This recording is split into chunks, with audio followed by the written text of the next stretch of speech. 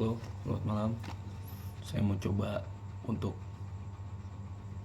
membagi sharing lagi dari buku Tinggal di Dalam Relung Hatinya. Dan yang akan saya mau coba baca buku ini di chapter analogi gereja di relung hatinya yang dibedakan. Saya akan bacakan analoginya. 10 Desember 2023. Saya kembali mendapat penglihatan Tuhan Yesus berdiri tepat di hadapan Pastor Berry dan berkata, "Kekasihku, perbedaan akan kunyatakan di tengah-tengah overcomer, gereja yang berada di Gunung Kudusku." Seketika tempat Tuhan Yesus dan Pastor Berry berdiri berubah menjadi sebuah bukit, dan di bawah bukit terdapat seperti kota-kota yang berbenteng-benteng.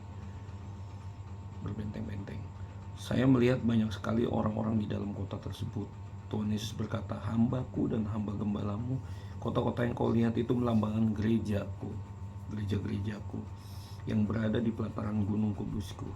Saya melihat ada beberapa kota yang megah, ada yang bentengnya tinggi, ada yang penduduknya ramai.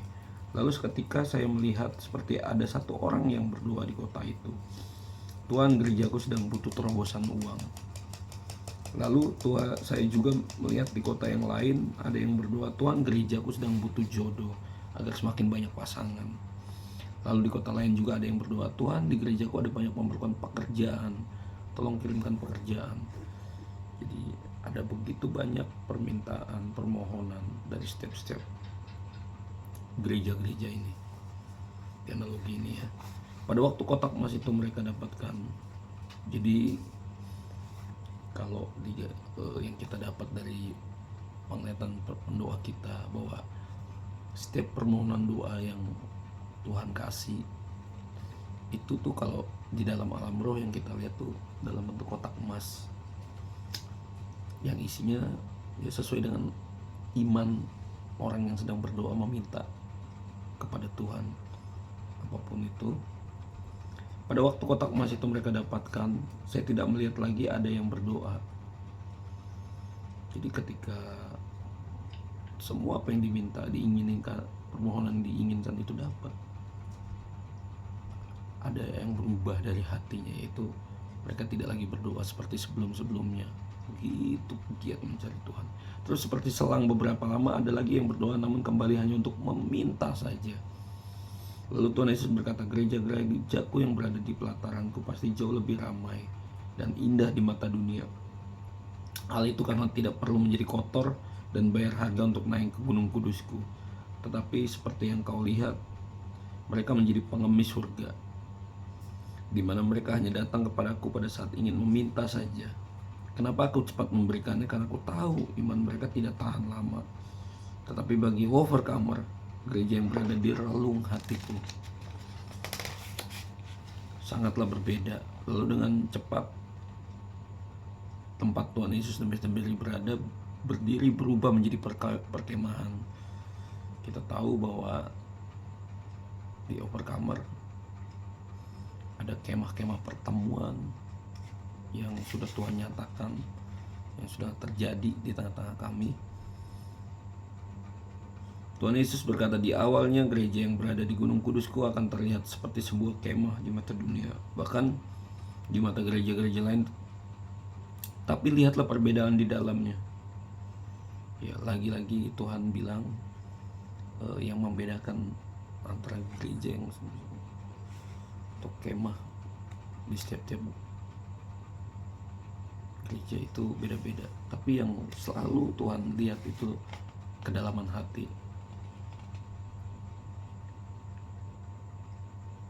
Ketika saya masuk di dalam perkemahan overcomer, terdapat 7 sungai yang mengalir. Tuhan Yesus berkata, 7 sungai pengharapan yang mengalir di tengah-tengah kamu.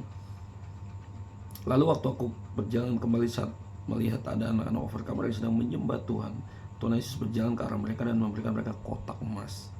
Artinya doa-doa yang dinaikkan oleh setiap kita di overcomer dengan iman, dan Tuhan melihat itu.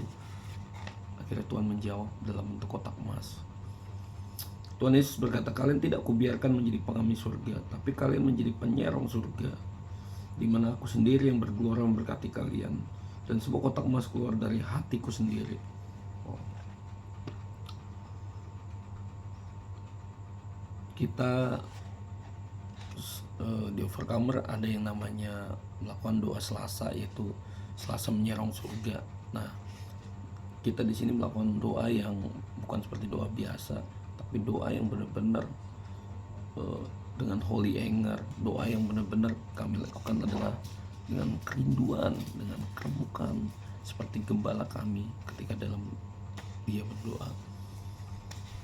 Dan dari doa yang kami lakukan, yang kami jalani, semua semata-mata untuk menyenangkan hati Tuhan.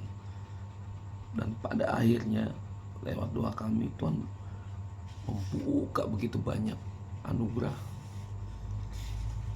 Ada 7 sungai pengharapan yang mengalir di tengah-tengah kami. Terus ada kotak-kotak emas. Sampai akhirnya Tuhan sendiri yang bergelora memberkati setiap kami itu dari hatinya sendiri. Oleh karena Tuhan tergerak melihat setiap kami yang di Overcomer mencari hatinya. Saya teruskan lagi. Lalu pada waktu Tuhan Yesus kembali berjalan, saya melihat seperti ada beberapa anak Overcomer lagi. Saya melihat jubah hamba mereka itu kotor. Lalu Tuhan Yesus menuntun mereka masuk ke dalam sungai untuk dibersihkan, lalu mengelap mereka dengan kain berwarna putih sehingga mereka kembali bersih. Tuhan Yesus berkata, pertobatan yang selalu kuberikan bagi Overcomer tidak pernah kupandang hina. Bahkan aku membasuh setiap kotoranmu dengan belas kasihanku. Wow, sampai seperti ini Tuhan benar-benar punya kerinduan hatinya untuk tidak pernah lelah membersihkan setiap kekotoran-kekotoran dalam hidup setiap kami di Overcomer.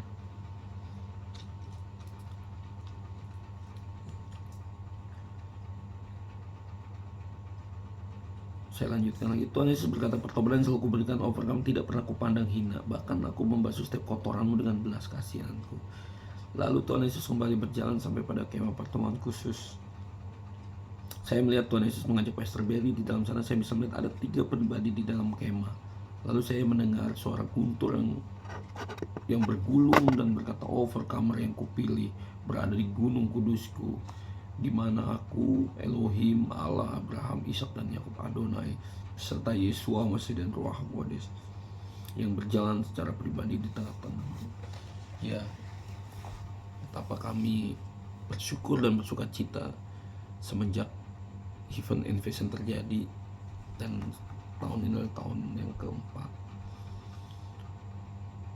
Tuhan itu pribadi yang hadir di tengah-tengah gereja kami itu berjalan ketika saat penyembahan praise and worship kami, baik di dalam doa SMS, baik di dalam doa family service hari Minggu.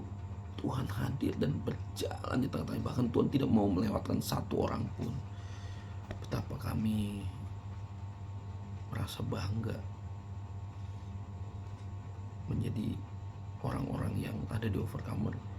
Itu Tuhan perhatikan intens satu persatu.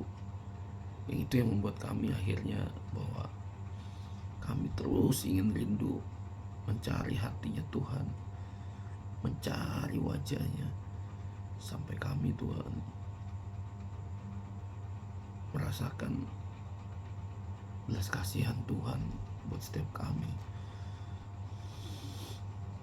Saya baca lanjut.